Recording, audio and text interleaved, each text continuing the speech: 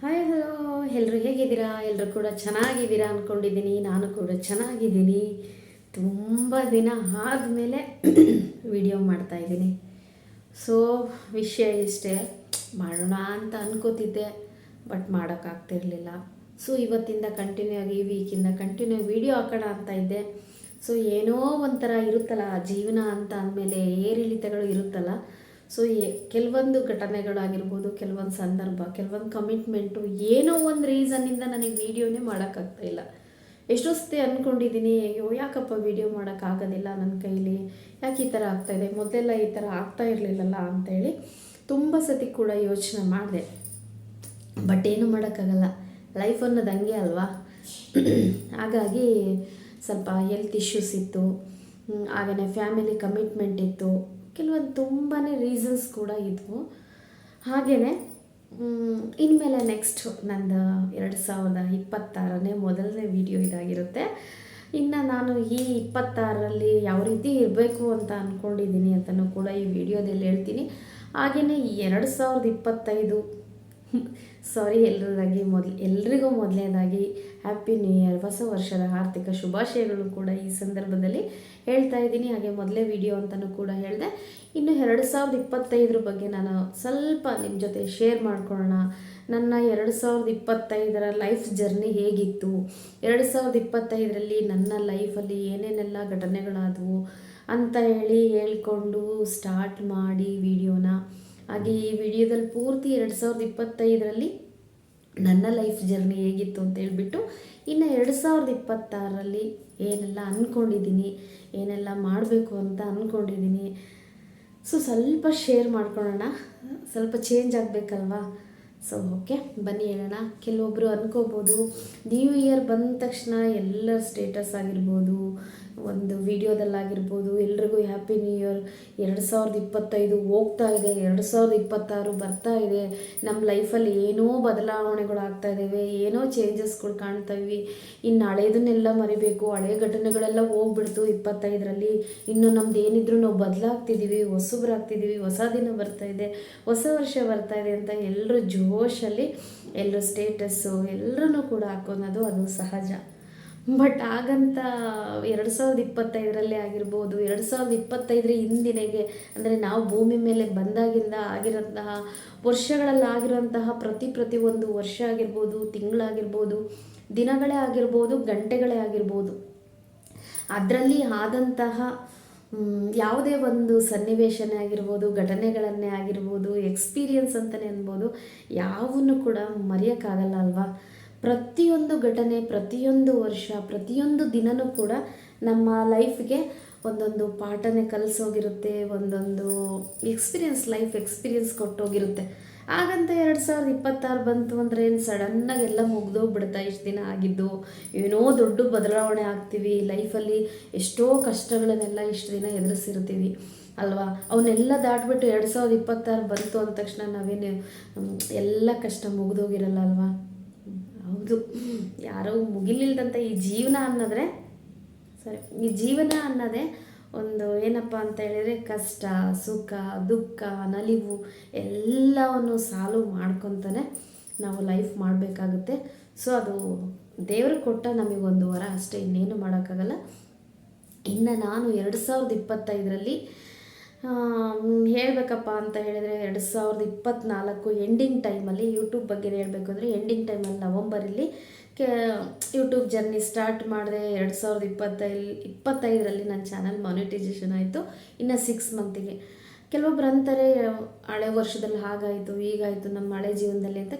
ನಾನು ಎಕ್ಸ್ಪೆಷಲಿ 2025ರಲ್ಲಿ ಏನಾಯ್ತಪ್ಪ ನನ್ನ ಲೈಫಲ್ಲಿ ಕೆಲವೊಂದು ತುಂಬ ನಿಜ ಹೇಳ್ತೀನಿ, ನನ್ನ ಇಷ್ಟು ದಿನದ ಲೈಫ್ ಜರ್ನಿಲಿ 2025 ಅನ್ನೋದು ಅದೇನೋ 25 ಅಂತಾರಲ್ಲ, ಹಾಗೆ ತುಂಬಾ ಪಾಠ ಕಲಿಸ್ಬಿಡ್ತು. ಏನಪ್ಪ ಅಂತ ಹೇಳಿದರೆ, ನಾನು ಯಾರ ಜೊತೆ ಹೆಂಗಿರಬೇಕು, ಯಾರ ಜೊತೆ ಹೆಂಗೆ ಮಾತಾಡಬೇಕು, ಯಾರು ನಂಬಬೇಕು, ಯಾರು ನಂಬಾರ್ದು, ಲೈಫಲ್ಲಿ ಹೇಗಿರಬೇಕು, ಲೈಫಲ್ಲಿ ಯಾವ ರೀತಿ ಪಾಠಗಳನ್ನ ಕಲಿಬೇಕು, ನನ್ನಲ್ಲಿ ನಾನು ಏನು ಬದಲಾವಣೆಗಳು ಮಾಡ್ಕೋಬೇಕು, ನನ್ನ ಫ್ಯಾಮಿಲಿಗೋಸ್ಕರ ನಾನೇನು ಮಾಡಬೇಕು, ನನ್ನ ಮಗಳಿಗೋಸ್ಕರ ನಾನೇನು ಮಾಡಬೇಕು, ನಾನು ಹೇಗಿರಬೇಕು, ಇಷ್ಟು ದಿನದ ಲೈಫಲ್ಲಿ ನಾನು ಹೇಗಿದ್ದೆ, ಯಾಕೆ ಈ ರೀತಿ ಎಲ್ಲ ಮಿಸ್ಟೇಕ್ ಮಾಡ್ತಾಯಿದ್ದೆ ಅನ್ನೋದೊಂದು ತುಂಬಾ ಸಿಕ್ಕಾಪಟ್ಟೆ 2025 ನಂಗೆ ಕಲಿಸ್ತು. ಏನಪ್ಪ ಅಂದ್ರೆ ಫಸ್ಟನ್ನದಾಗಿ ತಗೋಬೇಕು ಒಂದು ಪಾಯಿಂಟ್ ಅಂತ ಹೇಳಿದ್ರೆ ಸಂಬಂಧ. ನಾನು ಆ್ಯಕ್ಚುಲಿ ಇವಾಗ ಅಂತಲ್ಲ, ಇವಾಗ ಹಂಗಂತ ಅಂದ ತಕ್ಷಣ ಏನೋ ನನ್ನಲ್ಲಿ ಬದಲಾವಣೆ ಆಗಿದೆ ಅಂದ ತಕ್ಷಣ ಎಲ್ಲನೂ ಬದಲಾವಣೆಗಳು ಆಗಿರಲ್ಲ. ಆದರೂ ಎಲ್ಲೋ ಒಂದು ಕಡೆ ಇರುತ್ತೆ. ಮೊದಲನೇದಾಗಿ ನಾನು ಚಿಕ್ಕವಳಿದ್ದಾಗಿಂದಲೇ ಆಗಿರ್ಬೋದು ಹೇಳಬೇಕು ಅಂತ ಹೇಳಿದರೆ, ನನ್ನಲ್ಲೊಂದು ಅದು ಒಳ್ಳೆ ಗುಣನೋ ಕೆಟ್ಟ ಗುಣನೋ ಗೊತ್ತಾಗ್ತಾಯಿಲ್ಲ, ಬಟ್ ನನ್ನ ಒಂದು 25 ನಾನು ಅರ್ಥ ಮಾಡ್ಕೊಂಡಿದ್ದೇನು ಅಂತಂದರೆ ಅದು ನನ್ನ ಕೆಟ್ಟ ಗುಣ ಅಂತ ಅಂದ್ಕೊಂಡೆ. ಏನಪ್ಪ ಅಂತ ಹೇಳಿದರೆ ಏನಿಲ್ಲ, ಒಂದು ರಿಲೇಷನ್ಶಿಪ್, ಸಂಬಂಧಿಕರು, ನಮ್ಮವರು ತಮ್ಮವರು ಅಂತ ಬಂದರೆ ನಾನು ಸಿಕ್ಕಾಪಟ್ಟೆ ಸೆಂಟಿಮೆಂಟಲಿ ಫೂಲ್ ಆಗ್ತಾಯಿದ್ದೆ. ಏನಂದರೆ ಅವರು ನಮ್ಮವರು, ಅವರು ಯಾರೇ ಆಗಿರ್ಬೋದು ರಿಲೇಟಿವಲ್ಲಿ, ಅವ್ರಿಗೆ ನಾನು ಹಾಗನ್ಬಾರ್ದು ಹೀಗನ್ಬಾರ್ದು, ಅವ್ರು ಏನೇ ನನಗೆ ಮನಸ್ಸಿಗೆ ಹರ್ಟ್ ಮಾಡಿರಲಿ, ಅವರು ನನ್ನವರು, ನಾನು ಅವರಿಗೆ ಯಾವಾಗಲೂ ಪ್ರಾಮಾಣಿಕವಾಗಿರಬೇಕು, ನನ್ನಿಂದ ಅವ್ರಿಗೆ ಏನು ಹರ್ಟ್ ಆಗಬಾರ್ದು, ನನ್ನ ಕೈಲಾದಷ್ಟು ನಾನು ಸಹಾಯ ಮಾಡಬೇಕು, ಅವ್ರ ಜೊತೆ ನಾನು ಚೆನ್ನಾಗಿರಬೇಕು. ಏನೋ ಒಂದು ಮಾತು ಬರುತ್ತೆ, ಏನೋ ಒಂದು ಮಾತು ಹೋಗುತ್ತೆ, ನಾನು ಮಾತ್ರ ಯಾವುದಕ್ಕೂ ರಿಯಾಕ್ಷನ್ ಮಾಡಬಾರ್ದು. ನನಗೆ ಜೀವನದಲ್ಲಿ ಏನಪ್ಪ ಅಂತ ಹೇಳಿದರೆ ರಿಲೇಟಿವ್ಸು, ಸಂಬಂಧಗಳು ತುಂಬಾ ಇಂಪಾರ್ಟೆಂಟ್ ಆಗಿರುತ್ತೆ. ಸಂಬಂಧಗಳನ್ನ ಬಿಟ್ಟು ಜೀವನ ಮಾಡೋಕ್ಕೆ ಆಗೋದಿಲ್ಲ. ಎಲ್ಲರ ಜೊತೆಗೂ ಚೆನ್ನಾಗಿರಬೇಕು, ಇರೋದೊಂದು ದಿನ ಹೋಗೋದೊಂದು ದಿನ, ಬಟ್ ಎಲ್ಲರ ಜೊತೆ ಖುಷಿಯಾಗಿ ಚೆನ್ನಾಗಿದ್ದೇ ಹೋಗೋಣ, ನಾನು ಒಳ್ಳೆಯದು ಅನಿಸ್ಕೋಬೇಕು ಅಂತ ತುಂಬಾ ಮೊದಲಿಂದನೂ ಅದೇ ಅಭ್ಯಾಸ ಇತ್ತು. ಬಟ್ 2025 ಏನು ಅನ್ನಿಸ್ತು ಅಂತ ಹೇಳಿದರೆ, ಅದೇನೋ ಅಂತಾರಲ್ಲ, ಅತಿ ಆದರೆ ಅಮೃತನೂ ವಿಷ ಆಗುತ್ತೆ ಅಂತೇಳಿ, ನಿಜವಾಗ್ಲೂ ಈ ರಿಲೇಷನ್ಶಿಪ್ಪಲ್ಲಿ ಪ್ರತಿಯೊಂದು ರಿಲೇಷನ್ಶಿಪ್ಪಲ್ಲಿ ಆಗಿರ್ಬೋದು, ದೂರದ ರಿಲೇಷನ್ಶಿಪ್ ಆಗಿರ್ಬೋದು, ಹತ್ತಿರದ ರಿಲೇಷನ್ಶಿಪ್ ಆಗಿರ್ಬೋದು, ಪ್ರತಿಯೊಂದು ರಿಲೇಟಿವ್ಸ್ ಸಂಬಂಧಗಳಲ್ಲಿ ಒಂದು ಪಾಠ ಕಲಿಸ್ತು. ಏನಪ್ಪ ಅಂತ ಹೇಳಿದರೆ, ಯಾವುದೇ ಆಗಲಿ ಅತಿ ಆಗಬಾರ್ದು. ಏನೇ ಇದ್ದರೂ ಅವಶ್ಯಕತೆಗಳಿಗೆ ಸಂಬಂಧಗಳಿಗೂ ಅಷ್ಟೇ, ಆ ಸಂಬಂಧಗಳಿಗೆ ನಾವೆಷ್ಟು ಪ್ರಾಮುಖ್ಯತೆ ಕೊಟ್ಟು, ನಾವೆಷ್ಟು ರೆಸ್ಪೆಕ್ಟ್ ಕೊಟ್ಟು, ನಮಗೆ ಎಷ್ಟು ಆ ಸಂಬಂಧ ಮುಖ್ಯ ಆಗಿರುತ್ತಲ್ವ, ನಮ್ಮ ರಿಲೇಟಿವ್ಸುಗಳಾಗಿರ್ಬೋದು, ಅಣ್ಣ ತಮ್ಮ ಅಕ್ಕ ತಂಗಿ ಚಿಕ್ಕಮ್ಮ ದೊಡ್ಡಪ್ಪ, ಆ್ಯಕ್ಚುಲಿ ಎಲ್ಲನೂ ಅಂದ್ಕೊಳ್ಳಿ ಒಂದು ರಿಲೇಷನ್ಶಿಪ್ ಅಂತ ಹೇಳಿದ್ರು. ನಮಗೆ ಅವರ ಸಂಬಂಧ ರಿಲೇಷನ್ಶಿಪ್ ಹೇಗೆ ಮುಖ್ಯ ಆಗುತ್ತೋ ಅವ್ರ ಮನಸ್ಸಲ್ಲೂ ಕೂಡ ನಾವು ನನ್ನ ಸಂಬಂಧ, ನನ್ನ ರಿಲೇಟಿವ್ ಇವಳು ಅನ್ನೋದು ಅವರಿಗೂ ಕೂಡ ಇರಬೇಕಲ್ವ. ಈ ಕಡೆಯಿಂದ ಒಂದು ಕೈಯಿಂದ ಯಾವುದೇ ರೀತಿ ಚಪ್ಪಳೆ ಆಗೋಕ್ಕೆ ಸಾಧ್ಯ ಇಲ್ಲ. ಕೆಲವೊಂದು ರಿಲೇಷನ್ಶಿಪ್ಪು ಹೀಗೇ ಇರುತ್ತೆ, ನಾವು ಹುಟ್ಟಿದಾಗಿಂದನೇ ಹಿಂಗಿತ್ತು, ನಮ್ಮ ಜೊತೆ ಬೆಳೀತಾ ಹಿಂಗಿತ್ತು, ಸ್ವಲ್ಪ ದಿನ ಆದಮೇಲೆ ಹಿಂಗಿತ್ತು, ಸ್ವಲ್ಪ ವರ್ಷಗಳು ಕಳೆದ ಮೇಲೆ ಹಿಂಗಿತ್ತು, ಕೊನೆಯವರೆಗೂ ಹಿಂಗೆ ಇರುತ್ತೆ ಈ ಸಂಬಂಧಗಳು, ರಿಲೇಷನ್ಶಿಪ್ಪು ಅಂದರೆ ಖಂಡಿತ ಸಾಧ್ಯ ಇಲ್ಲ. ಪ್ರತಿಯೊಂದರಲ್ಲೂ ಬದಲಾವಣೆ ಈ ಒಂದು ಏನಂತಾರೆ ಪ್ರತಿಯೊಂದು ಸಂಬಂಧಗಳಲ್ಲಿ ಬದಲಾವಣೆ ಆಗಲೇಬೇಕು, ಮನುಷ್ಯನಲ್ಲಿ ಬದಲಾವಣೆಗಳು ಆಗಲೇಬೇಕು. ಸಂಬಂಧಗಳಲ್ಲೂ ಕೂಡ ಹಾಗೆ ಬದಲಾವಣೆಗಳಾಗುತ್ತೆ. ಅತಿಯಾಗಿ ಎಕ್ಸ್ಪೆಕ್ಟೇಷನ್ ನಾನು ತುಂಬಾ ಇಟ್ಕೊಂಡಿದ್ದೆ, ನಾನು ನನ್ನವರು ಅನ್ನೋದು. ಈ 2025 ಏನಾಯಿತು ಅಂದರೆ, ನಾನು ನನ್ನವರು ಅನ್ನೋರು ಯಾರೂ ಇಲ್ಲ. ಅವ್ರವ್ರ ಪಾಡಿಗೆ ಅವ್ರವ್ರ ಕೆಲಸ, ಅವ್ರವ್ರ ಸಂಬಂಧ, ಅವ್ರವ್ರ ರಿಲೇಟಿವ್ಸು, ಅವರ ಒಂದು ರಕ್ತ ಸಂಬಂಧ, ಅವರು ಇದು ಅಷ್ಟು ಬಿಟ್ಟರೆ ಇನ್ನೇನು ಇಲ್ಲ. ಬಟ್ ನೀನು ಮಾತ್ರ ಅವ್ರಿಗೆ ಆಪ್ಷನ್ ಅಷ್ಟೇ. ಏನೋ ಲೈಫಲ್ಲಿ ಅವ್ರ ಜೊತೆಗಿದ್ದೆ, ಜೊತೆಗೆ ಬೆಳೆದೆ, ಜೊತೆಗೆ ಹೋದೆ, ಜೊತೆಗೆ ಬಂದೆ, ಯಾರೇ ಆಗಿರ್ಬೋದು, ಜೊತೆಗೆ ಹುಟ್ಟಿರೋರೇ ಆಗಿರ್ಬೋದು, ನಾನು ಹೇಳ್ತೀನಲ್ಲ, ಆ್ಯಕ್ಚುಲಿ ಅವರಿಗೆ ಜಸ್ಟ್ ಆಪ್ಷನ್ ಅಷ್ಟೇ ನೀನು ಅಂತೇಳಿ 25 ಕಲಿಸ್ತು. ಓಕೆನಾ? ಇನ್ನು ಫ್ರೆಂಡ್ಶಿಪ್ ವಿಚಾರದಲ್ಲಿ ಬರಬೇಕು ಅಂತ ಹೇಳಿದರೆ, ನಾನು ಈ ರಿಲೇಟಿವ್ಸ್ ಲೈಫಲ್ಲಿ ಹಿಂಗೆ ಬಂದರೆ ತುಂಬಾ ಕೊರಗ್ತಾ ಇದ್ದೆ ಅಂತ ಹೇಳಿದರೆ ಏನು ಹೇಳ್ಬೋದು, ಒಂದು ಚಿಕ್ಕ ಪುಟ್ಟ ಒಂದು ವಿಚಾರಗಳಿಗೂ ಸಹ ತುಂಬಾ ಯೋಚನೆ ಮಾಡ್ತಿದ್ದೆ. ಅದು ಮಾಡಿದರೆ ಹಾಗಾಗುತ್ತೆ, ಇದು ಮಾಡಿದರೆ ಹೀಗಾಗುತ್ತೆ.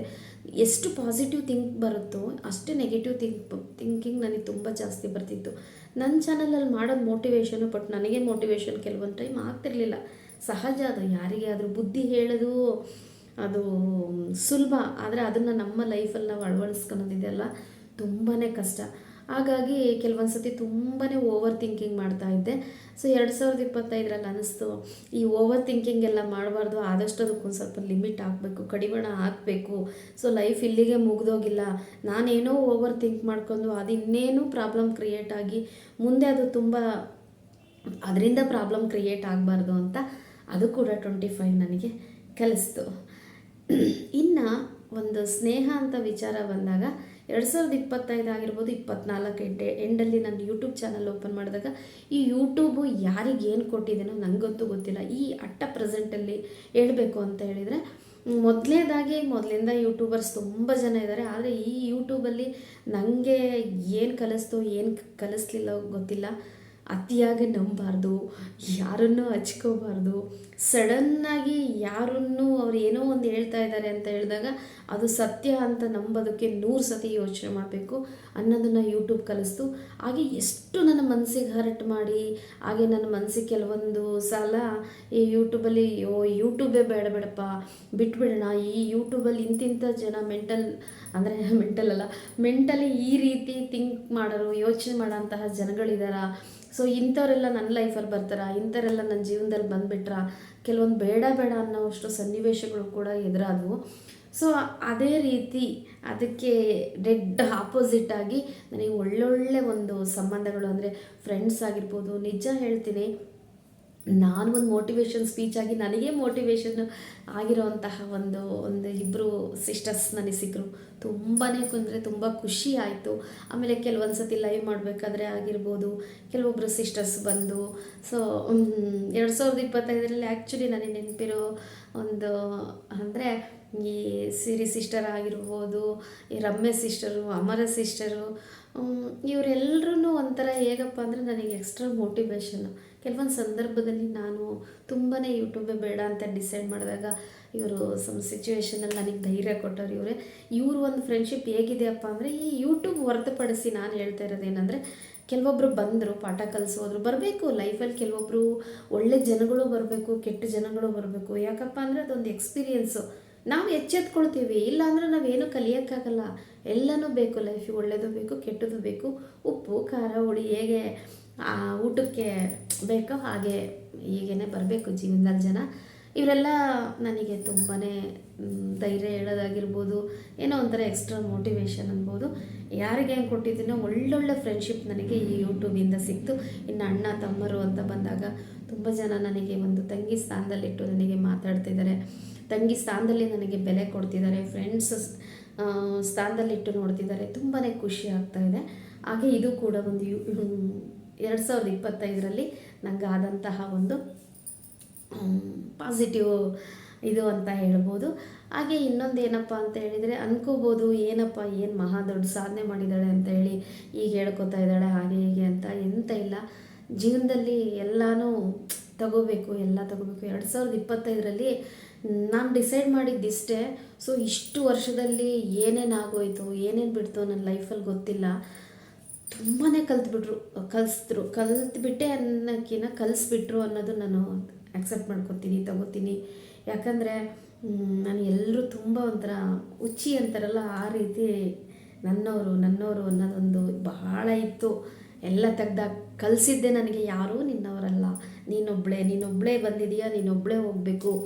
ಅವಶ್ಯಕತೆ ಹೇಗಪ್ಪ ಅಂದರೆ, ಜನಗಳಿಗೆ ನಿನ್ನಿಂದ ಎಷ್ಟು ಅವಶ್ಯಕತೆ ಇರುತ್ತೋ, ನೀನು ಎಷ್ಟು ದಿನ ಅವರಿಗೆ ಉಪಯೋಗ ಆಗ್ತೀಯೋ ಅವ್ರ ಲೈಫಲ್ಲಾಗಿರ್ಬೋದು, ಕೆಲಸದಲ್ಲಾಗಿರ್ಬೋದು, ಅಷ್ಟು ದಿನ ನಿನಗೆ ಬೆಲೆ ಕೊಡ್ತಾರೆ. ಇನ್ನು ಅವರು ನಿನ್ನನ್ನು ಟಿಶ್ಯೂ ಪೇಪರ್ ಥರನೇ ಯೂಸ್ ಮಾಡ್ತಾರೆ, ಬಟ್ ನಿಂಗೆ ಬೆಲೆ ಇರಲ್ಲ. ಇಲ್ಲೇನಪ್ಪ ಅಂದರೆ, ಈ ಪ್ರಪಂಚದಲ್ಲಿ ದುಡ್ಡಿಗಿರೋ ಅಂತಹ ಬೆಲೆ ಇನ್ನೇನಕ್ಕೂ ಇಲ್ಲ.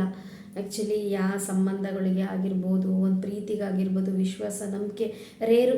100%ಅಲ್ಲಿ ಒಂದು 5% ಜನ ಮಾತ್ರ ಅಯ್ಯೋ ದುಡ್ಡಿಲ್ಲ ಎಂತ ಇಲ್ಲ, ಆದರೂ ಒಂದು ಒಳ್ಳೆ ಏನಂತಾರೆ, ಒಳ್ಳೆಯ ಮಾತುಕತೆ, ಸತ್ತಾಗೇನು ಓದ್ಕೊಂಡು ಹೋಗಲ್ಲ, ಇರೋವರೆಗೂ ಚೆನ್ನಾಗಿರಬೇಕು, ದುಡ್ಡು ಮುಖ್ಯ ಅಲ್ಲ ಅಂತ ಹೇಳ್ಬೋದು. ಬಟ್ ಅಂತಾರೆ, ಗಂಗಕ್ಕ ಅಂತ ಒಬ್ಬರು ಸಿಕ್ಕಿದ್ದಾರೆ ನನಗೆ. ಅವ್ರು ಕೂಡ ಒಂದೊಂದು ಸತಿ ನನಗೆ ಮೋಟಿವೇಶನಾಗಿ ಹೇಳ್ತಾರೆ, ಇಲ್ಲ ಶ್ವೇತಾ, ಆಗಲ್ಲ ಶ್ವೇತಾ, ಈಗಲ್ಲ ಶ್ವೇತಾ. ಆವಾಗ ನಂಗೆ ಒಂದೊಂದು ಸತಿ ಅನಿಸುತ್ತೆ, ಅಂದರೆ ಇವರೆಲ್ಲ ಫ್ರೆಂಡಾಗಿ ಸಿಕ್ಕಾಗ ಅವ್ರ ಅಕ್ಕನ ಸ್ಥಾನದಲ್ಲಿದ್ದಾರೆ ಗಂಗಕ್ಕ. ಅವರು ಕೂಡ ಹೇಳಿದಾಗ ಅನಿಸುತ್ತೆ ಒಂದೊಂದು ಸತಿ ಹೌದಲ್ಲ ಅಂತ. ಒಂದೊಂದು ಸತಿ ನನ್ನ ಲೈಫ್ ಎಕ್ಸ್ಪೀರಿಯನ್ಸ್ ಪ್ರಕಾರ ನನಗೆ ಸಿಕ್ಕಂತಹ ಒಂದು ರಿಲೇಟಿವಲ್ಲಿ ಸಂಬಂಧಗಳೇ ಆಗಿರ್ಬೋದು, ನನ್ನ ಜೀವನದಲ್ಲೇ ವ್ಯಕ್ತಿಗಳೇ ಆಗಿರ್ಬೋದು, ಏನಂದರೆ ಬರೀ ದುಡ್ಡಿಗೆ ಬೆಲೆ ಕೊಟ್ಟಂತಹ ವ್ಯಕ್ತಿಗಳೇ ನನ್ನ ಲೈಫಲ್ಲಿ ತುಂಬ ಜನ ಸಿಕ್ಕರು. ಸೊ ತೊಂದರೆ ಇಲ್ಲ, ಪಾಠ ಕಲಿಸ್ತು. ಇನ್ನು ನಮ್ಮವರು ಅಂದರೆ ಏನಂದರೆ ಕರ್ತವ್ಯ. ಈಗ ನಾನಾಗಲಿ, ನಮ್ಮ ಹಸ್ಬೆಂಡ್ ಆಗಿರಲಿ, ನಮ್ಮ ಮೆಂಟಾಲಿಟಿ ಹೇಗಂದರೆ, ಅವರು ನನ್ನವರು, ನಮ್ಮವರು, ನಮ್ಮ ಸಂಬಂಧಿಕರು, ಅದು ನಮ್ಮ ಕರ್ತವ್ಯ. ಅವರ ಆರೋಗ್ಯದ ವಿಚಾರದಲ್ಲೇ ಆಗಿರ್ಬೋದು, ಇನ್ನವ್ರು ನೋಡ್ಕೊಳ್ಳೋ ವಿಚಾರದಲ್ಲೇ ಆಗಿರ್ಬೋದು, ಮಾತಾಡೋ ವಿಚಾರದಲ್ಲಿ ಏನಂದರೆ ನಾವು ಸೋತು ಜೀವನ ಮಾಡಬೇಕು, ಇರೋದೊಂದಿನ ಹೋಗೋದಿಂದಿನ ಅವ್ರದ್ದು ಅವರಿಗೆ ಅರ್ಥ ಆಗಬೇಕು, ಏನು ಮಾಡೋಕ್ಕಾಗಲ್ಲ ಅಂಥೇಳಿ ಕೆಲವರು 2020 ಎಂಥ ಎಕ್ಸ್ಪೀರಿಯೆನ್ಸ್ ಆಯ್ತಪ್ಪ ನನಗೆ ಅಂತ ಹೇಳಿದರೆ 2024 ಡೆಡ್ ಎಂಡಲ್ಲಿ ಹೇಳಬೇಕು ಅಂದರೆ ತುಂಬಾ ಕೆಲವೊಬ್ಬರು ಹೆಲ್ತ್ ಇಶ್ಯೂಸ್ ಅಂತ ಬಂದಾಗ ಮೊದಲನೇದಾಗಿ ಬೇರೆ ಟೈಮಲ್ಲಿ ಅವ್ರಿಗೆ ಎಲ್ಲರೂ ನೆನಪಿರ್ತಾರೆ. ಈ ಕಷ್ಟ ಅಂತ ಬಂದ ಟೈಮಲ್ಲಿ, ಸೇವೆ ಅಂತ ಬಂದ ಟೈಮಲ್ಲಿ, ಹೆಲ್ತ್ ಇಶ್ಯೂಸ್ ಅಂತ ಬಂದ ಟೈಮಲ್ಲಿ ಅವ್ರಿಗೆ ನೆನಪಾಗೋದು ನಾನು, ನನ್ನ ಹಸ್ಬೆಂಡ್ ಮಾತ್ರ. ಆ ಟೈಮಲ್ಲಿ ಬಂದರು, ಸೇವೆ ಮಾಡಿಸ್ಕೊಂಡ್ರು. ಬಟ್ ನನಗೆ ಖುಷಿ ಇದೆ. ಏನಪ್ಪ ಅಂತ ಹೇಳಿದರೆ ನಾನು ಸೇವೆ ಮಾಡಿರೋದು, ನಾನು ಇದು ಮಾಡಿರೋದು ನನ್ನ ಮಗಳಿಗೆ, ನನ್ನ ಮಗಳ ಜೀವನಕ್ಕೆ ದೇವರಿದ್ದಾನೆ. ನಾನು ಒಳ್ಳೆಯೋ ಕೆಟ್ಟಳೋ ಗೊತ್ತಿಲ್ಲ, ಬಟ್ ನನ್ನ ಒಳ್ಳೆತನ ಆಗಿರ್ಬೋದು, ಕೆಟ್ಟತನ ಆಗಿರ್ಬೋದು ಮೇಲೆ ದೇವರಿದ್ದಾನೆ. ದೇವರು ನಾನು ಒಳ್ಳೆಯವಳಾಗಿದ್ದರೆ ನನಗೆ ಒಳ್ಳೆಯದೇ ಮಾಡ್ತಾನೆ, ಕೆಟ್ಟವಳಾಗಿದ್ದರೆ ನನಗೆ ಕೆಟ್ಟವಳೇ ಮಾಡಲಿ, ಕೆಡದೇ ಮಾಡಲಿ ಅನ್ನೋ ಒಂದು ಮೆಂಟಾಲಿಟಿಯಿಂದ ನಾನು ಎಲ್ರಿಗೂ ಸೇವೆ ಕೂಡ ಮಾಡಿದ್ದೀನಿ. ಅದು ನನಗೊಂದು ರೀತಿ ಖುಷಿ ಇದೆ. ಸೇವೆ ಮಾಡಿಸ್ಕೊಂಡವರೇ ಆಗಿರ್ಬೋದು, ಸೇವೆ ಮಾಡಿಸ್ಕೊಳೋವರೆಗೂ ಒಂಥರ ಇದ್ದು, ಸೇವೆ ಮುಗಿತಾ ಬಂದಾಗ ಒಂದಿದ್ದು, ಸೇವೆ ಮಾಡಿಕೊಂಡು ಮುಗೀತು ಟಾಟಾ ಬಾಯ್ ಅಂತ ಹೋದ್ಮೇಲೆ ಇವತ್ತಿನವರೆಗೂ ನೀನು ಹೇಗಿದೆಯಾ, ಸತ್ತಿದೆಯಾ, ಬದುಕಿದೆಯಾ, ಎಂಥ ಒಂದು ಫೋನಲ್ಲ, ಈ ಒಂದು ನಾರ್ಮಲ್ ಜೀವನದಲ್ಲಿ ಪ್ರತಿಯೊಬ್ಬರೂ ವಿಷಯ ಇದ್ದೇ ಫೋನ್ ಮಾಡಬೇಕು ಅಂತೇನಿಲ್ಲ. ನಮ್ಮವರು ಅಂತ ಇದ್ದಾಗ ಏನೋ ಒಂದು 2 ಡೇಸು 3 ಡೇಸ್ಗೆ ಕಷ್ಟ ಸುಖ ವಿಚಾರಿಸ್ಕೊಳಕ್ಕೆ ಹೆಂಗಿದೆಯಾ ಅಂತ ಫೋನ್ ಮಾಡ್ತಾರೆ. ಬಟ್ ನಾನು ಮಾಡಿದಂತಹ ಸೇವೆಗೆ ಅವರು ಅರ್ಥ ಮಾಡ್ಕೋಬೇಕಿತ್ತು. ಯಾರಂತ ನೇಮ್ ತೊಗೊಳೋದಿಲ್ಲ, ಬಟ್ ಅದು ಸಾಕು, ಅತಿ ಹೇಳ್ಬಾರ್ದಲ್ವ. ಸೊ ಹಾಗಾಗಿ ಅಷ್ಟೇ ಅವರು ಕೇಳಬೇಕಿತ್ತು. ಬಟ್ ಅದು ಅವರು ಏನಂತಾರೆ, ಅದು ಅವ್ರ ಮಾನವೀಯತೆ, ಅವ್ರವ್ರ ಗುಣ ಅವರು ತೋರಿಸುತ್ತೆ, ಏನು ಮಾಡೋಕ್ಕಾಗಲ್ಲ. ನಾನು ಕೂಡ ತಲೆ ಕೆಡಿಸ್ಕೊಂಡಿಲ್ಲ, ಏನೋ ನಮ್ಮ ಕರ್ತವ್ಯ ಇತ್ತು, ನಾನು ಮಾಡಿದ್ದೀನಿ ಅಂತ. ಇದು 25ಅಲ್ಲಿ ಕೂಡ ಎಕ್ಸ್ಪೀರಿಯೆನ್ಸ್ ಆಗಿದ್ದು. ಆಮೇಲೆ ನಾನು 25ಅಲ್ಲಿ ಡಿಸೈಡ್ ಮಾಡಿಬಿಟ್ಟೆ, ನೋಡಿ ಯಾರು ಎಂಥ ಕಷ್ಟ ಅಂತ ಬಂದ್ರೂ ನಮ್ಮ ಕೈಲಾದರೂ ಮಾಡಬೇಕು, ಕೈಲಿ ಕಷ್ಟಪಟ್ಟು ಇನ್ನೊಂದೇನೋ ಅಡ್ಜಸ್ಟ್ ಮಾಡ್ಕೊಂಡು ಇನ್ನೊಬ್ರಿಗೆ ಒಳ್ಳೆಯರಾಗಬೇಕು ಅಂತ ಮಾತ್ರ ಯಾವುದೇ ಕಾರಣಕ್ಕೆ ಹೋಗ್ಬಾರ್ದು ಇನ್ಮೇಲೆ ಅಂತೇಳಿ ಡಿಸೈಡ್ ಮಾಡಿಬಿಟ್ಟೆ. ಯಾಕೆಂದರೆ ಯಾರೇ ಕಷ್ಟ ಅಂತ ಬಂದರು, ಸೇವೆ ಅಂತ ಬಂದರು, ಹೆಲ್ತ್ ಇಶ್ಯೂಸ್ ಅಂತ ಬಂದರು, ನಾವು ನಮ್ಮ ಹತ್ರ ಅಮೌಂಟ್ ಐತಿ ಆಗಿರ್ಬೋದು, ಇನ್ನೊಂದು ನಮ್ಮ ಕೈಲಿ ಸಾಧ್ಯ ಆಕತಿ ಇಲ್ಲ ಅಂತಲೂ ನಾವು ಯೋಚನೆ ಮಾಡ್ತಾ ಇರಲಿಲ್ಲ. ಕೈಲಾಗಿಲ್ಲದ್ರೂ ಅತಿಯಾಗಿ ಓವರಾಗಿ ಮೀರಿ ಮಾಡ್ತಾಯಿದ್ವಿ. ಅದನ್ನು ಮಾಡಬಾರ್ದು ಇನ್ಮೇಲೆ. ನಾನು, ನನ್ನ ಗಂಡ, ನನ್ನ ಮಗಳು, ನನ್ನ ಸಂಸಾರ, ನನ್ನ ಕೆಲಸ, ನನ್ನ ಖುಷಿ ನಾನು ಅಂತೇಳಿ ಜೀವನ ಮಾಡಬೇಕು ಅಂತ 2025ರಲ್ಲೂ ಕೂಡ ನನಗೆ 2025 ಕಲಿಸ್ತು. ಓಕೆ, 2025ರಲ್ಲಿ ಕೆಲವೊಂದು ಘಟನೆಗಳಾಗಿದ್ದಾವೆ. ತುಂಬಾ ನನಗೆ ಆ್ಯಕ್ಚುಲಿ ಇಷ್ಟು ವರ್ಷದಲ್ಲಿ ಆಗಲಿಲ್ಲದಂತಹ ಒಂದು ಜ್ಞಾನೋದಯ, ಬುದ್ಧನಿಗೆ ಹಳ್ಳಿ ಮರದಲ್ಲಿ ಕೆಳಗೆ ಜ್ಞಾನೋದಯ ಆಯಿತು. ನನಗೆ 2025ನೇ ಇಸ್ವಿಯಲ್ಲಿ ಜ್ಞಾನೋದಯ ಆಯಿತು. ಈ ವಿಷಯ ಏನಿಲ್ಲ, ಫೈನಲಿ ಜ್ಞಾನೋದಯ ಆಗಿದ್ದು, ಈ ಪ್ರಪಂಚದಲ್ಲಿ ಸ್ವಾರ್ಥಿಯಾಗಿ ಇದ್ದರೆ ಮಾತ್ರ ಜೀವನ ಮಾಡೋಕ್ಕೆ ಸಾಧ್ಯ. ಅದು ಬಿಟ್ಟು ನಾನು ಒಳ್ಳೆಯವಳಾಗ್ತೀನಿ ಅಂಥೇಳಿ ಎಲ್ರಿಗೂ ಒಳ್ಳೆಯವಳಾಗಬೇಕು, ತ್ಯಾಗಮಯಿ ಆಗಬೇಕು, ಯಾರಿಗೂ ಬೈಬಾರ್ದು, ಯಾರಿಗೂ ಏನೂ ಅನ್ನಬಾರ್ದು, ನಮ್ಮ ಬಗ್ಗೆ ನಾವು ಯೋಚನೆ ಮಾಡೋದಕ್ಕಿಂತ ಮೊದಲು ನಮ್ಮ ಸುತ್ತಲೂ ಇರೋ ಅಂಥರ ನಮ್ಮವರ ಬಗ್ಗೆ ಯೋಚನೆ ಮಾಡಬೇಕು ಅಂತ ಒಂದು ಮೆಂಟಾಲಿಟಿ ಇಟ್ಕೊಂಡಿದ್ದೆಲ್ಲ ಅದು ಸುಳ್ಳು. ಫಸ್ಟ್ ನಮ್ಮ ಬಗ್ಗೆ ನಾವು ಯೋಚನೆ ಮಾಡಬೇಕು, ನೆಕ್ಸ್ಟ್ ನನ್ನ ಫ್ಯಾಮಿಲಿ ಬಗ್ಗೆ ಅಷ್ಟೇ ಯೋಚನೆ ಮಾಡಬೇಕು ಅನ್ನೋದನ್ನು 2025 ನನಗೆ ಕಲಿಸ್ತು ಅಂತಲೇ ಹೇಳ್ಬೋದು.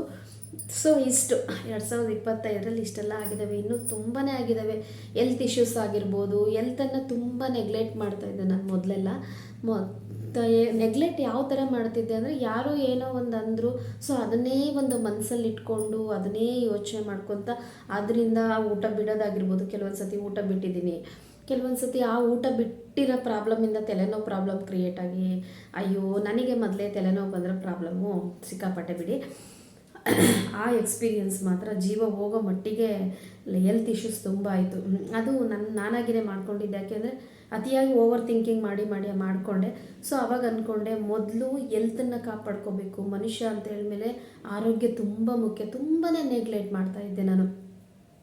ಹಾಗಾಗಿ ಬೇಡ, ಇನ್ಮೇಲೆ ನನ್ನ ಹೆಲ್ತ್ ಕಡೆ ಸ್ವಲ್ಪ ಗಮನ ಕೊಡಬೇಕು, ನಮ್ಮ ಫ್ಯಾಮಿಲಿ ಹೆಲ್ತ್ ಕಡೆ ಗಮನ ಕೊಡಬೇಕು ಅಂತೇಳಿ ಅದನ್ನು ಕೂಡ ಇದೇ ಟೈಮಲ್ಲಿ ನಾನು ಕಲ್ತಿದ್ದು.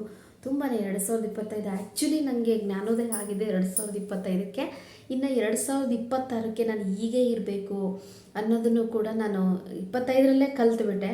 ಹಾಗಾಗಿ ಸ್ವಲ್ಪ ವಿಡಿಯೋ ಲೇಟ್ ಆಗಿರ್ಬೋದು, ಮತ್ತು ಇನ್ನೇನಾಯಿತು ಅಂದರೆ ಇಷ್ಟೆಲ್ಲ ರಿಯಲೈಸ್ ಆಗಿ 25 ಮೇಲೆ ಆದರೂ ಎಂಡ್ ಟೈಮಲ್ಲಿ ಮತ್ತು ಏನೋ ಒಂದು ಸಿಚುವೇಶನ್ ಬಂದು ಕರೆಕ್ಟಾಗಿ ನಾನು 2020ರಲ್ಲಿ ಹೊಸ ಜೀವನ ಸ್ಟಾರ್ಟ್ ಮಾಡಬೇಕು, ಹೊಸ ಶ್ವೇತ ಆಗಬೇಕು, ಸ್ವಲ್ಪ ಎಲ್ಲ ಚೇಂಜ್ ಆಗಬೇಕು ನಾನು ಅಂತ ಅಂದ್ಕೊಂಡೆ. ಬಟ್ ನಾನು ವಿಡಿಯೋ ಯಾಕಪ್ಪ ಲೇಟ್ ಆಯಿತು ಅಂದರೆ, ಬಟ್ ನನಗೊಂದು ಅದೇ ಟೈಮಲ್ಲಿ ಹೆಲ್ತ್ ಇಶ್ಯೂ 2026 ಫಸ್ಟು 1ನೇ ತಾರೀಕೆ ನನಗೆ ಹೆಲ್ತ್ ಇಶ್ಯೂಸ್ ತುಂಬಾ ಆಗಿಬಿಡ್ತು.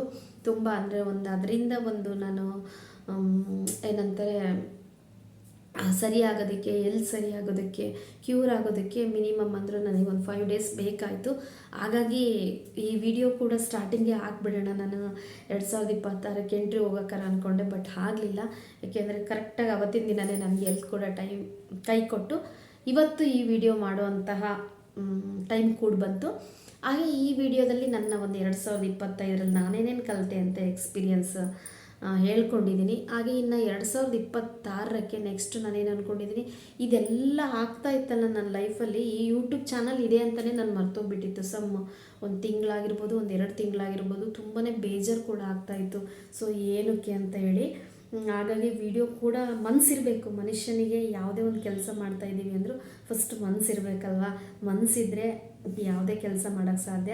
ಹಾಗಾಗಿ ಸ್ವಲ್ಪ ನನ್ನ ಮನಸ್ಸು ಕೂಡ ಡಿಸ್ಟರ್ಬೆನ್ಸು, ಮೈಂಡ್ ಕೂಡ ಡಿಸ್ಟರ್ಬೆನ್ಸು, ಎಲ್ಲ ಒಂಥರ ಡಿಸ್ಟರ್ಬೆನ್ಸ್ ಲೈಫಲ್ಲೇ ನಾನು ಇದ್ದೆ. ಹಾಗಾಗಿ ನನಗೆ 2 ಮಂತ್ಸಿಂದ ವೀಡಿಯೋ ಕೂಡ ಮಾಡೋಕ್ಕಾಗ್ತಾಯಿಲ್ಲ. ಸೊ ಆ ಡಿಸ್ಟರ್ಬೆನ್ಸಿಂದ 2025ಕ್ಕೆ ಹೊರಗೆ ಬಂದಿದ್ದೀನಿ. ಇನ್ನು 2025ಕ್ಕೆ ಅಂದ್ಕೊಂಡಿದ್ದೀನಿ ನಾನು ಒಂದು ಯೂಟ್ಯೂಬ್ ಚಾನಲ್ ಕ್ರಿಯೇಟ್ ಮಾಡ್ಕೊಂಡಿದ್ದೀನಿ ಅಂತ ಮತ್ತೆ ರಿಯಲೈಸ್ ಮಾಡಿಕೊಂಡು, ಸೊ ನನ್ನ ಯೂಟ್ಯೂಬ್ ಕಡೆ ನಾನು ಗಮನ ಕೊಡಬೇಕು. ನನ್ನ ಕೆಲವೊಂದು ಇತ್ತೀಚೆಗೆ ಮೊನ್ನೆ ರೀಸೆಂಟಾಗಿ ಕೇಳಿದ್ರು, ನಿಮ್ಮ ಒಂದು ಮೋಟಿವೇಶನ್ ಸ್ಪೀಚ್ ಬರ್ತಾ ಇದ್ವು, ಸೊ ಬರ್ತಾ ಇಲ್ಲ ಅಂತೇಳಿ. ಅದು ಯೂಟ್ಯೂಬ್ ಫ್ರೆಂಡ್ಸ್ ಅಲ್ಲ, ಹೊರಗಿನ ಫ್ರೆಂಡ್ಸ್ ಕೇಳಿದರು. ಆವಾಗ ನಿಮ್ಮ ಮಾಡ್ತಾ ಇದ್ದಂಥ ಒಂದು ಮೋಟಿವೇಶನ್ ಸ್ಪೀಚು ನನ್ನ ಮನಸ್ಸಿಗೆ ತುಂಬಾ ಹತ್ರ ಆಗ್ತಾಯಿದ್ವು. ನಾನು ತುಂಬ ನೋಡ್ತಾ ಇದ್ದೆ. ಇತ್ತೀಚೆಗೆ ಮಾಡ್ತಾಯಿಲ್ಲ, ಯಾಕೆ ಮಾಡ್ತಾಯಿಲ್ಲ ಮಾಡಿ ಅಂತ ಕೂಡ ರಿಕ್ವೆಸ್ಟ್ ಮಾಡಿದರು. ತುಂಬ ಖುಷಿ ಆಯಿತು. ಆವಾಗ ಅನ್ನಿಸ್ತು, ಸೊ ನಾನು ಯಾವುದೋ ಬಗ್ಗೆ ಯೋಚನೆ ಮಾಡ್ಕೊತ ನನ್ನ ಒಂದು ವಿಡಿಯೋಗೆ ಹತ್ರ ಆಗಿರೋರಿಗೆ ಬೇಜಾರು ಮಾಡಿಬಿಟ್ನಲ್ಲ ಅಂತೇಳಿ. ಸೊ ಅದಕ್ಕೆ ಇನ್ಮೇಲೆ ಬೇಜಾರು ಮಾಡಬಾರ್ದು, ಆದಷ್ಟು ನನ್ನ ಕೈಲಾದ ಟೈಮ್ ಮಾಡಿಕೊಂಡು ನಾನು ವೀಡಿಯೋ ಮಾಡಬೇಕು. ಕೆಲವೊಬ್ಬರಿಗೆ ನನ್ನ ವೀಡಿಯೋದಿಂದನೇ ಮೋಟಿವೇಶನ್ ಸಿಗ್ತಾ ಇದೆ ಅಂತ ಅನ್ನಿಸ್ತು. ಸೊ ಹಾಗಾಗಿ 2025ರಲ್ಲಿ ಆದಷ್ಟು ನಾನು ವೀಡಿಯೋಸ್ಗಳನ್ನ ಹಾಕಬೇಕು ಅಂತ ಅಂದ್ಕೊಂಡಿದ್ದೀನಿ. ನನ್ನ ಯೂಟ್ಯೂಬ್ ಕಡೆ ಗಮನ ಕೊಡಬೇಕು ಅಂತ ಅಂದ್ಕೊಂಡಿದ್ದೀನಿ. ಸೊ ಯಾರ್ಯಾರಿಗೆಲ್ಲ ಏನೇನು 2025ರಲ್ಲಿ ಯಾರೆಲ್ಲ ಏನು ರಿಲೈಸ್ ಮಾಡ್ಕೊಂಡ್ರಿ, ಯಾರ್ಯಾರಿಗೆಲ್ಲ ಏನೇನು 2025 ಪಾಠ ಕಲಿಸ್ತು, ಏನಾದರೂ ದೊಡ್ಡ ಘಟನೆಗಳು ನಡೆದವು, ಏನು ಅನ್ನಿಸ್ತು ನನ್ನ ಈ 2025ರ ಒಂದು ಜರ್ನಿ ಅಂತ ಹೇಳ್ಕೊಂಡಿದ್ದೀನಿ. ಏನು ಅನ್ನಿಸ್ತು ನಿಮಗೆ ನನ್ನ ಜರ್ನಿ ಬಗ್ಗೆ, ಏನಾದರೂ ನಿಮಗೆ ಸಜೆಷನ್ ನನಗೆ ಕೊಡಬೇಕು ಅಂತ ಅನ್ನಿಸ್ತು ಅಂತ ಹೇಳಿದ್ರೆ ನಿಜವಾಗ್ಲೂ ಕಮೆಂಟ್ ಬಾಕ್ಸ್ ಆನ್ ಇರುತ್ತೆ. ಕಮೆಂಟ್ ಬಾಕ್ಸಲ್ಲಿ ಕಮೆಂಟ್ ಹಾಕಿ. ಇನ್ನು ಈ ಒಂದು ಎಕ್ಸ್ಪೀರಿಯೆನ್ಸಲ್ಲಿ ನಿಮ್ಗೆ ಏನಾದರೂ ಮಿಸ್ಟೇಕ್ಸ್ ಏನಾದರೂ ಕಂಡು ಬಂತು ಅಂತ ಹೇಳಿದರೆ, ಅಂದರೆ ಅನ್ನಿಸ್ತು ಇವಳು ಹೇಳ್ಬಾರ್ದಿತ್ತು ಹೇಳಿದ್ಲು ಅಂತ ಅನಿಸಿದ್ರೆ ದಯವಿಟ್ಟು ಕ್ಷಮೆ ಕೂಡ ಇರಲಿ. ಇನ್ನು ಈ ವಿಡಿಯೋ ಇಷ್ಟ ಆಯಿತು ಅಂದರೆ ಲೈಕ್ ಕೂಡ ಮಾಡೋದನ್ನು ಮರಿಬೇಡಿ. ಇನ್ನು ಇದೇ ಒಂದು ಸಂದರ್ಭದಲ್ಲಿ ನಾನು ನೆಕ್ಸ್ಟ್ ಬರೋಂಥ ಇನ್ನು 26ರಲ್ಲೇ ಇದ್ದೀವಿ, ಆದಷ್ಟು ವಿಡಿಯೋ ಮಾಡ್ತೀನಿ ಅಂತಲೂ ಕೂಡ ಈ ಟೈಮಲ್ಲಿ ಹೇಳ್ತೀನಿ. ಈ ವಿಡಿಯೋ ಇನ್ನು ಚಾನಲ್ ಕೂಡ ಸಬ್ಸ್ಕ್ರೈಬ್ ಮಾಡ್ಕೊಂಡಿಲ್ಲ ಅಂದರೆ ಸಬ್ಸ್ಕ್ರೈಬ್ ಮಾಡ್ಕೊಂಡು ನೋಡೋಣ. ಇನ್ಮೇಲೆ ನಾನು ಯೂಟ್ಯೂಬಲ್ಲಿ ಆದಷ್ಟು ಎಂಗೇಜ್ ಆಗಿ ವಿಡಿಯೋ ಹಾಕೋಣ ಅಂತ ಅಂದ್ಕೊಂಡಿದ್ದೀನಿ. ಇಷ್ಟೊತ್ತು ನನ್ನ ಸಮಾಧಾನವಾಗಿ ವಿಡಿಯೋ ನೋಡೋದಕ್ಕೆ ಎಲ್ರಿಗೂ ಥ್ಯಾಂಕ್ ಯು ಸೋ ಮಚ್. ಬಾಯ್. ಮತ್ತೆ ಒಂದು ವಿಡಿಯೋದಲ್ಲಿ ಮತ್ತೆ ಸಿಗ್ತೀನಿ, ಆದಷ್ಟು ಬೇಗ ಸಿಗ್ತೀನಿ. ಇಷ್ಟೊಂದು ಗ್ಯಾಪ್ ಅಂತೂ ತೊಗೊಳಲ್ಲ ಇನ್ಮೇಲೆ ಅಂತ ಹೇಳ್ತಾ ಬಾಯ್.